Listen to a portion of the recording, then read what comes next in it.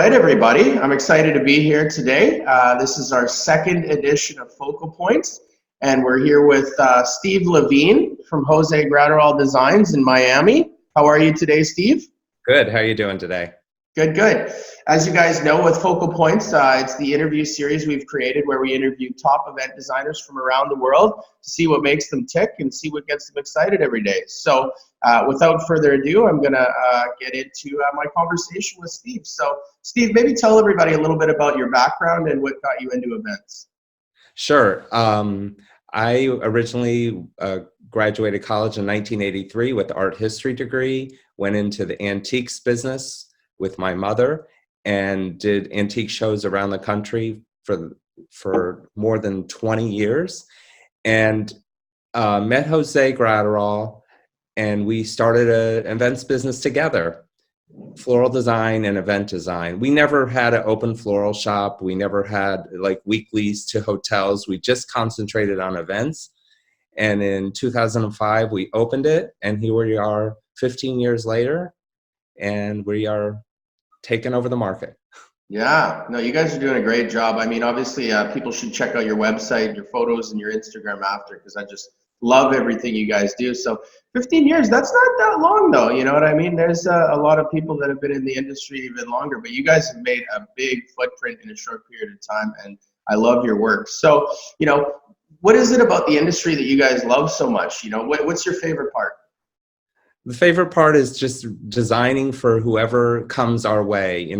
Everyone comes now with photographs from Instagram and Pinterest and stuff and says, I want this, but they don't really want what they're showing you. They want something that looks like that, but then they want to incorporate their own personality. And the exciting part is to extract what's interesting for each client and then build upon that to build a great reality.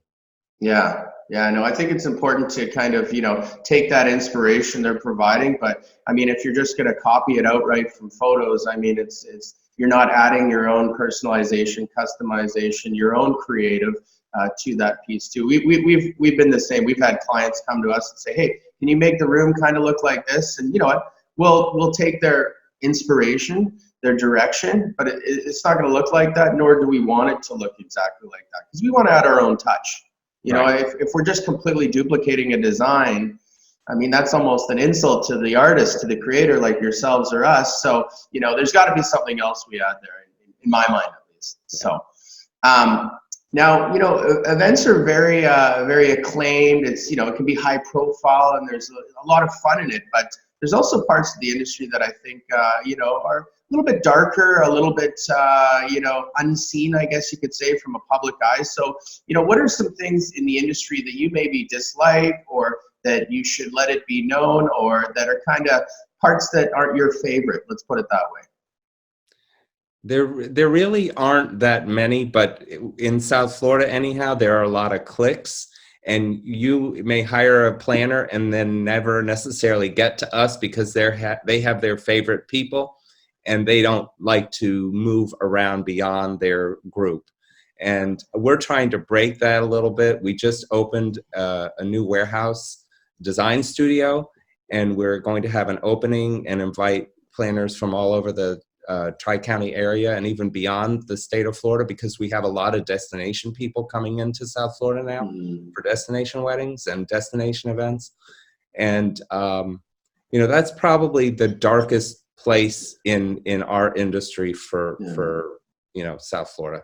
Yeah, no, and I agree too. There's some, at least locally for us here, there's some planners that just don't want to talk to you because you're competition, and they don't want to go there. But then there's some that are open to talking about events and building the industry together and, having conversations. And we love that. That's kind of how we are. We're open. We don't believe in the idea that we're just going to build this industry and create more by ourselves or in a small group. We want to bring everybody together and lift everybody as a whole. But there's going to be certain groups, like you say, a little bit cliquey. They only play with their certain couple suppliers, and that's it. They're kind of tied off. But we've got more of an open model like yourselves, where we embrace that collaboration and those conversations. So, right.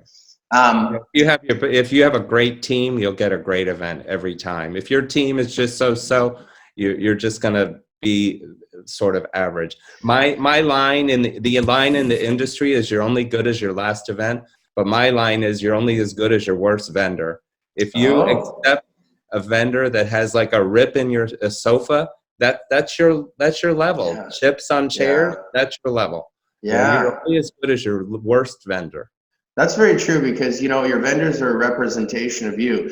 I know you guys are more on the design and decor side and we're more on the planning side, but in many cases, I'm sure you can agree that we get to curate our suppliers and we kind of get to pick our team because the client might not necessarily know who they want for certain bits and who they want on their side. So they're essentially a representation of us. So if we choose the wrong player, that comes back to us because it wasn't the client's decision to hire them. That's basically what you're trying to say, I believe, right? Right, exactly. Yeah. So, you guys kind of have a distinct style, I believe. And I'd like to kind of just jump into that quickly here. If you had to define kind of what your signature style is, what are some of the things you really like in terms of design? What are some, whether it's furniture, lighting, flowers, candles, linen, what are some, individual things that you guys really emphasize with your events? Jose Graterol, who's my partner, he's not here today, is really the designer, but he comes at it from a different point of view. He studied fashion, interior design, architecture, and so all of the events that we produce are very architectural. They're he insists on perfection. Our entire team wears white gloves. We all have measuring tapes, so everything is absolutely perfect on the table. We don't just throw a linen or throw a centerpiece on a linen. It's actually measured to perfection. And that probably is the defining piece of our business. It's all custom designed, whether it's a small event or a big event. And we try not to reuse pieces in the same way. He'll design a huppah, but there'll be ways that we can use it in different other ways, actually, for arches or for bar centerpiece, in a way like an arch over a bar, or he'll design centerpieces out of acrylic that have accessories that can attach to them, so they change with each event. Yeah. Yeah, We're you not kind of, repeating events. yeah, exactly. There's underlying pieces like pillars and certain bits that you can use as a base, but then you can top them off differently, use different flowers, different colors, and make it different every time. Yeah, and nowadays, floral centerpieces are not the focal point of even a wedding. What's more important in the big picture, in the big spaces, are focal point centerpieces. Very large, grand centerpieces. You can have 4 in a room and have all medium or low centerpieces, and you're not concentrating necessarily on the centerpieces. Of course, when you open the door and all the people come in and they look at the high and low centerpieces, they're like, oh my God. But if you have just 4 or 6 great pieces, statement pieces, Yeah, focal point pieces in a room, yeah, that gets the attention, and then yeah, everything else can be yeah. quieter. I agree. There's totally something to be said about having less to create more. If you have 20, small to medium sized great centerpieces, it's not going to get as much attention as if you have a couple. Or maybe you have I don't know if it's an ice bar or a giant backdrop, or you guys have done some amazing stuff with dance floors. I've seen with Yeah. beautiful graphics and everything. Some focal points like that, just 3 or 4. People are going to notice those. Those are going to be what they take photos of. 20 centerpieces. Now all of a sudden it gets a little bit diluted, as well as the budget gets diluted. Right. And so I could totally understand what you're saying. We try and do the same thing with our events. We don't try and spend too much if there's going to be a lot of something. We try and create those few focal points that people are really going to notice, and that are going to be maybe the Instagram worthy shots, or the photos that they're going to be sharing with their friends and family. So Right. In any event with the dance floor is usually the biggest piece in the room. So you don't want to forget the decor of that. That oh that could be yeah. the draw for everything. No, and like I say, I think people got to go check out your website and Instagram after, because you guys have done some amazing stuff with dance floor, some lighting.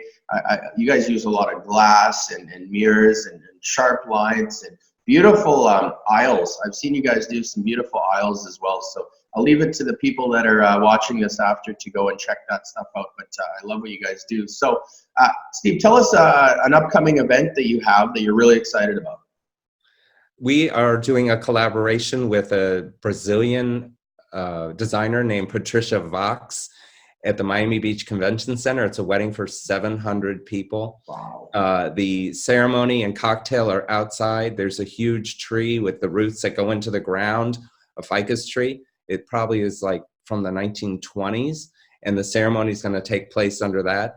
And then the cocktails around that, and then upstairs in the ballroom, they've just renovated the entire Miami Beach Convention Center, and it's going to be so exciting. The client found Patricia Fox in Brazil, and she is an incredible designer. And she's had trees made, mirror trees and 18-foot high trees. Wow. Made out of metal and very modern design. And it is going to be so exciting. And that is next Thursday, Friday, Saturday. Wow. Are you guys going to be posting photos, or is this going to be a very private affair? Yeah. No. We'll be posting on Instagram. Okay. Well, we'll have to watch for those because I'm excited. You know, I think one of the greatest things is when you've got a client who does two things for you. They have the budget and they give you the creative freedom. Without both of those, if one is missing, it's a little bit trickier to work around. But when you got a great budget and a great client in terms of, you know, giving you the creative direction, but giving you the freedom, I mean, that's an amazing thing. Yeah, definitely. So, you know, beyond work itself, you know, what are your hobbies, pastimes? What kind of keeps you grounded beyond just the hustle and bustle of the event world? Jose and I travel. We like going different places. We definitely go to the home show and gift show in Atlanta twice a year. We're going to Belgium this year. Jose's going to be taking classes from Daniel Ost, a very famous floral artist in the world. Oh, wow. And we're very excited about that. We'll combine it with a little travel also. And, you know, we just enjoy life. I'm into yoga. And, you know, Jose is also into working out and Zumba and all that. Got to have stress release, you know? You need to. You really do. I mean, we live in an industry that, you know, I think a lot of people don't see that stressful side. They just see the party and the champagne and the flowers. And I think a lot of these reality shows are not doing us any good. They kind of, you know, wedding show might show the bride and they just show, oh, go to the caterer, go to the wedding dress place, and then, oh, there it is, the party it is, and it looks beautiful. Yeah. And people don't know how much work or how much money or the logistics that go into these things, but you know, it's a lot. But I think we can both agree when it all comes together and you see the guests captivated in the moment by what, you know, we've created, these experiences we've created. That's one of the greatest things for me, at least personally. Oh yeah, it's incredible. It's an incredible feeling when you have clients that are just so grateful after the fact, and they become your friends, and you develop a relationship beyond the event. Yeah. So, you know, I've got one more question here for you, Steve, that's burning in my head here. And that's, you know, where do you guys see yourselves in 2, 5, 10 years from now, whether it's, you know, personally or with the company and everything else? You know, what's the vision for the future? We're going to continue to grow. We would like to take more national events or even international events. We've gone to Scottsdale and we've done some events there, but we'd like to go further afield than just South Florida. And, you know, I think the future is very bright for talented people, and we certainly have that under wraps. And, you know, the challenge is to find the clients that really appreciate you, because anyone can do anything traditional, but to do something edgy and modern and different, it takes a very special client. Yeah. We work in a very artistic field. It's not a sort of commodity baseline. There's a certain way to do things. It's really, you know, our creativity that takes, you know, the events to the next level. And, you know, that's, I think, the thing that I like about it the most. There isn't a written book about how to do decor or how to do design. It's an artistic expression. And I think that's why people hire you guys to do their events, because you can't duplicate Jose Graterol designs and what you guys do. there's no other group in the world that can do that because you guys are unique. And I think that's why you get the great clients in the business you do. So congrats on your success so far. I know there will be more to come. And I appreciate you taking the time, Steve. I know you guys have a busy schedule, especially with this big wedding coming up. So appreciate you taking the time. And it's always good chatting with you. I hope we get to chat again soon. And after this interview, we're gonna post this, and we're gonna put links down below to your website, to your Instagram, and all your social media profiles, so people can check out your stuff. So, any closing words from you? Anything you want to say? No. Thank you so much, and have a great day. Awesome. Been fantastic. All right. Thanks, Steve. Sure. Okay. Bye-bye. Take care.